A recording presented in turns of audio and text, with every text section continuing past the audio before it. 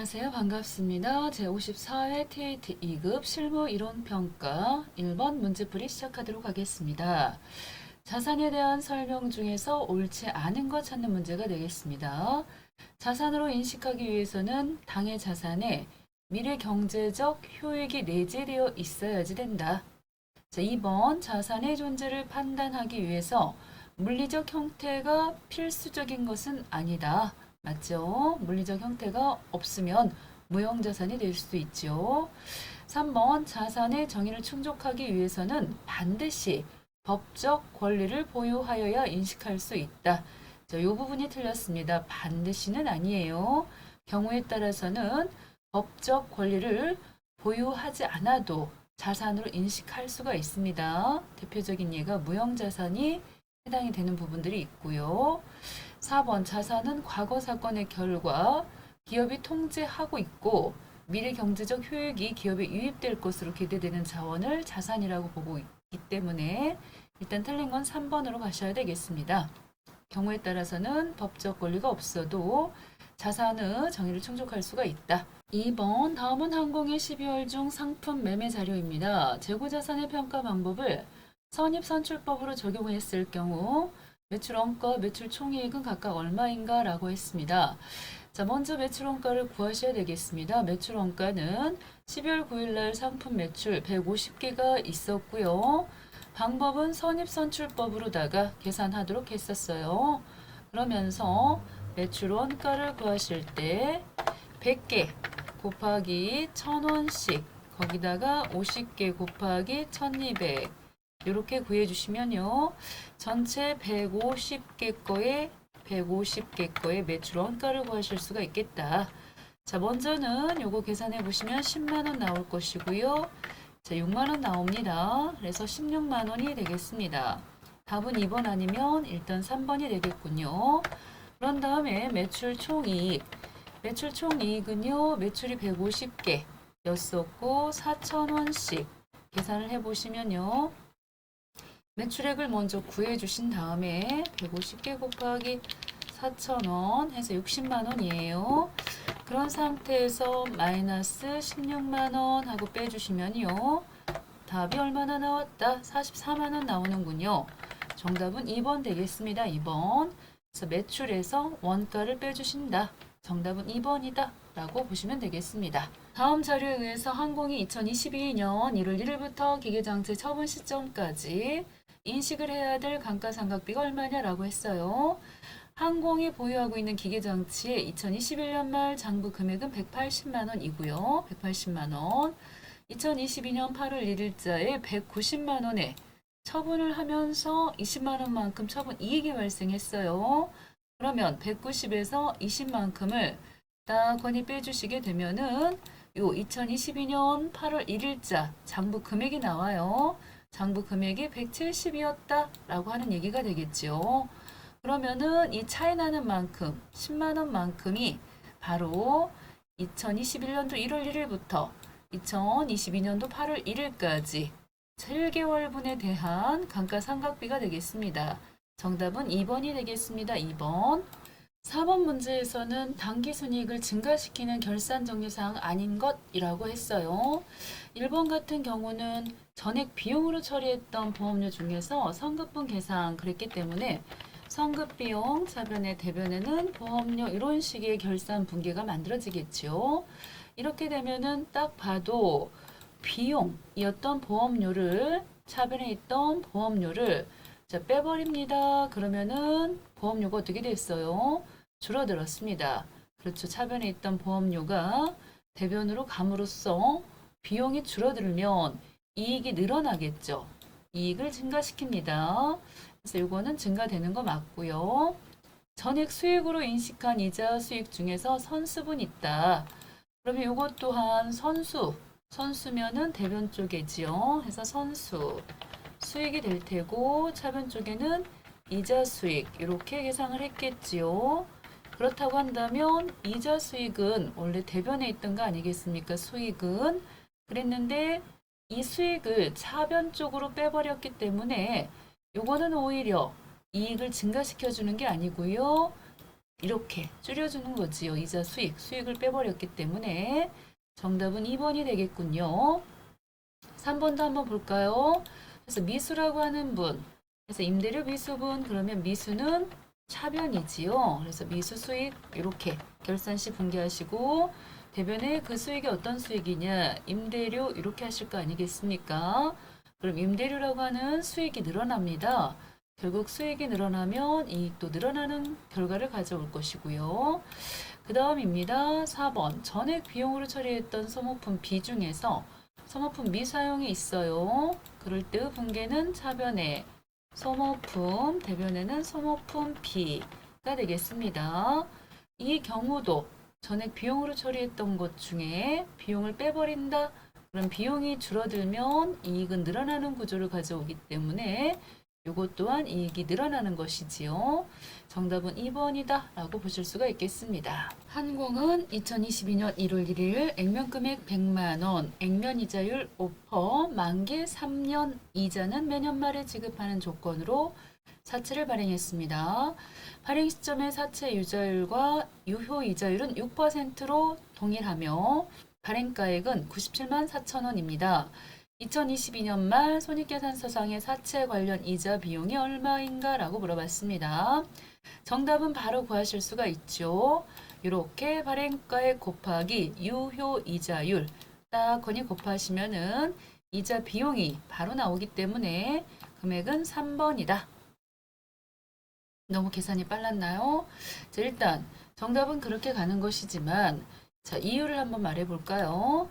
발행 시 분기를 한번 보시면요. 대변 쪽에 사채해서 사채는 액면금액 그대로다가 분기를 다 해주셔야 되겠고 그러면서 차변 쪽에는 할인 발행해 가지고요. 보통예금 통장으로 아마 97만 4천 원이 입금이 되지 않았을까 이렇게 보실 수가 있겠어요. 이 나머지 차이 나는 부분은 사채 할인 발행 차금으로 보셔서요. 26,000원 이런 식의 분계가 이루어졌겠습니다. 2021년도, 2022년도 1월 1일자 분계가 이렇게 됐겠고요. 그런 다음에 이자를 줬을 때 이자 지급 시 분계는 어떻게 됐겠나? 먼저는 이 사채 100만 원에 대해서 액면 이자율이 5%였기 때문에 실제로 지급되는 이자는 5만 원이 나갔겠습니다. 5만 원 액면 곱하기 액면 이자율. 그런데 요 사채 할인 발행 차금이라고 했던 26,000원도 선이자 준 거나 마찬가지고요. 결과적으로 저것도 상각을 해줘야 되는 부분이에요. 그런다고 했을 때 실질적으로 우리가 차변에 이자 비용 잡아야 되는 금액, 요 금액이 지금 얼마냐라고 물어본 것이었고요. 이자 비용 금액은 아까도 말씀드린 대로 발행가액 곱하기 유효 이자율 해서요. 계산기 따다닥 974 곱하기 6% 때리면요. 58,440원 되겠습니다. 그래서 8,440원만큼이 결국은 대변 쪽에 사채 할인 발행 차금 해서 상각을 해야 되는 금액이 되겠죠. 이렇게 정리를 하시면 되겠어요. 정답은 일단 3번으로 가시면 되겠다. 6번 사업자가 매입세 공제를 받은 재화를 다음과 같은 용도로 사용했다. 그랬을 때 부가가치세가 과세되는 거래에 해당하는 것 찾는 문제가 되겠습니다. 첫 번째, 견본품을 무상으로 제공했다. 2번, 면세 사업을 위해서 사용했다. 3번, 작업복, 작업모, 작업화 이러한 것들로 사용했다. 4번, 자기 사업상의 기술 개발을 위해서 시험용으로 사용했다. 이랬을 때 부가가치세가 과세되는 거래는 2번 면세 사업을 위해서 사용했다 라고 보실 수가 있는데 무슨 얘기냐, 이 부가가치세 과세 거래는 크게 세 가지가 있죠. 재화의 공급, 재화의 수입, 용역의 공급 요 세 가지가 있고요. 그 중에서도 재화의 공급은 크게 두 가지로 나눠 보실 수가 있겠어요. 실질 공급하고요. 간주 공급으로 나눠 보실 수가 있겠습니다. 실질 공급은 매매와 같은 것들이죠. 매매, 가공, 교환, 또 기타 이렇게 네 가지 항목으로 나눠 보실 수가 있겠고 간주 공급은 말 그대로 공급으로 본다 그런 뜻이에요. 그래서 크게 또 여기도 네 가지가 있어요. 자, 개, 사, 폐 해서요. 개는 자는 먼저 볼까요? 자는 자가 공급이 되겠습니다. 그리고 개인적 공급. 개는 개인적 공급. 그리고 4는 사업상 증여. 사업상 증여. 그리고 패는 패 없이 잔존재화. 이 네 가지에 대해서는 재화의 공급으로 보시고 부가가치세를 내야 된다는 거죠. 패 없이 잔존재화. 그랬을 때 지금 2번에 해당하는 것 중에 보시면 자가공급입니다. 면세 사업에 전용을 했어요. 그럴 때는 바로 면세 사업에 전용했다. 그러면은 재화의 공급 중에 간주공급, 그 중에서도 자가공급으로 보시고 부가가치세를 내야 되는 것들이고요. 요 견본이라든가 작업복, 작업모, 작업화, 그리고 시험용으로 사용하는 경우에는 부가가치세가 과세되지는 않습니다. 대표적인 것들이 견, 광, 자꾸 오타가 나네요. 견, 광, 기, 연, 무, 수. 작업복, 작업모, 작업화. 이러한 것들이 있다. 이렇게 보실 수가 있겠어요. 그래서 견은 견본입니다. 견본. 견본. 그러면서 광은 광고 선전인데 TV 광고, 라디오 광고, 뭐 잡지 광고 이런 것들은 당연히 과세고요. 여기서 말하는 광고 선전은 사업장 앞에다가 진열을 위해서 광고해 놓은 것들. 기부금, 연구비 혹은 연구라고 하는 거는 시험용도 들어간다는 얘기가 되겠죠. 시험용, 무료 서비스, 수선 이러한 것들이 있습니다. 자, 그래서 정답은 2번이 되겠습니다. 다음은 컴퓨터 제조업을 영위하는 항공의 2022년 1기 부가가치세 확정 신고 기간의 자료입니다. 납부세액을 계산하면 얼마인가 라고 했습니다. 모든 거래 금액은 부가가치세가 포함되어 있지 않고요. 필요한 세금 계산서는 적법하게 수치를 했습니다. 자, 부가가치세가 포함되어 있지 않다. 일단 납부세액이라고 하는 것은 매출세액에서 매입세액을 빼주시면은 납부세액이 나오지요. 그래서 빼기 매입세액 이렇게 보시면 되겠어요. 국내 매출액이 3천입니다. 그랬으면은 매출세액 일단 300만 원 있다고 보셔야 되겠고요. 이 직수출은 세율이 0%이기 때문에 매출세액은 발생하지가 않고 컴퓨터 부품 매입액 이 부분 같은 경우에는 매입세액에 들어간다고 보실 수가 있겠군요. 110만 원 잡겠습니다. 110만 원. 그 다음에 1톤 트럭 구입비. 그래서 이 트럭이라고 하는 거, 용달차 뭐 이런 것들은 매입세 공제를 받아요. 그렇기 때문에 여기 150만큼은 매입세액으로 보셔야 될 것이고요. 거래처 증정용 선물 구입비는 불공입니다. 접대비는 공제를 받지를 못하죠. 그래서 이 부분을 더해 주시게 되면은 전체 260만 원이 되겠습니다. 그래서 40만 원만큼이 납부세액이 되겠네요. 정답은 2번이다 라고 보시면 되겠습니다. 맞는지 한번 볼까요? 오케이, 2번이 되겠습니다. 이 배달용 1톤 트럭입니다. 이거 매입세 공제 받으실 수가 있어요. 무조건 차라고 해가지고 다 불공되는 건 아니고요. 8번, 다음 중 금융소득의 과세 방법에 대해서 바르게 설명하고 있는 사람입니다. 부부의 금융소득 합계 금액이 1,000만 원 초과하면 종합과세 대상이야 그랬는데 소득세는 인별이에요. 부부 합산과세가 아니죠. 인철이 틀렸고요. 원천 징수되지 않은 이자 소득 있다. 그럴 때는 무조건 종합과세 대상이죠. 선의도 틀렸습니다. 비실명 금융소득은 무조건 분리과세됩니다. 맞습니다. 동원이가 맞아요. 금융소득의 필요경비는 인정받을 수 있어 그랬는데 금융소득은 특별한 필요경비가 없죠. 정답은 3번 동원이가 되겠습니다. 다음은 거주자 김한공 씨의 2022년 소득 내역입니다.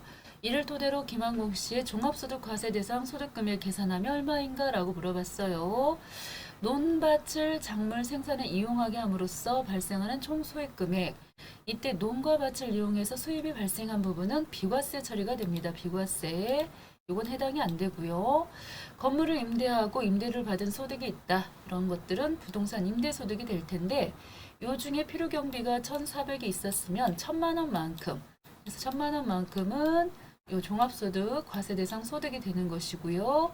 복권은 요거는 기타 소득입니다. 분리되는 과세 소득이기 때문에 해당되지 않고 일시적인 문해창작 대가 1,500만 원 이랬습니다만 문해창작은 필요경비를 60% 계산해 주기 때문에 일단 여기다 바로 그냥 40% 곱해 버리시는 게 좋겠네요.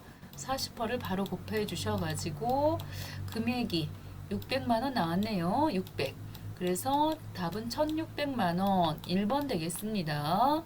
1번 농밭은 비과세고 복권은 기타 소득. 분리되는 과세소득이고요. 해당되는 것은 임대료 부분하고 문의 창작 이 두 가지 소득에 대해서 과세 대상 소득 금액은 1,600이다. 답은 1번이 되겠다. 10번 다음은 항공에 근무하는 김혜기 씨의 신용카드 사용 내역입니다. 신용카드 등 소득공제 대상 사용 금액은 얼마인가? 라고 했습니다.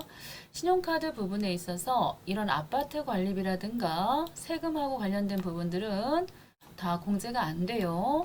그리고 중학생 자녀 영어학원비는 교육비 쪽에서는 공제를 못 받지만 카드 쪽에선 공제를 받으실 수가 있고 냉장 수술 비용은 의료비 쪽하고 카드 쪽하고 이중으로 공제 받으실 수 있는 항목입니다. 해당되지요. 해외에서 사용한 부분에 대해서는 공제를 받으실 수가 없어요. 고로 600만 원 정답은 1번이 되겠습니다. 자, 너무너무 수고하셨습니다.